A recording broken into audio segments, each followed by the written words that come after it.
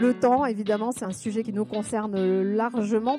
C'est la question du temps qu'on a pour faire les choses, autrement dit pour vivre notre vie. C'est un énorme sujet qui nous conduit donc à nous poser cette question. Ce qui est important, c'est de connaître ses besoins. Souvent, les personnes vont avoir tendance à prendre un poste et en fonction, elles vont avoir des activités. Alors que l'idée, c'est de faire le contraire, c'est de voir de quoi j'ai besoin en termes de temps pour moi et comment le travail va s'insérer là-dedans.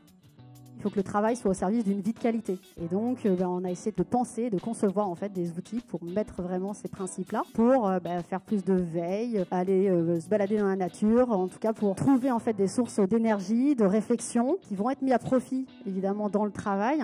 La surcharge communicationnelle, en fait, c'est toutes les sollicitations qu'on reçoit ou qui s'accumulent et qui sont perçues par les salariés, par les travailleurs, par les travailleuses, comme étant contraignantes ou fatigantes ou problématiques.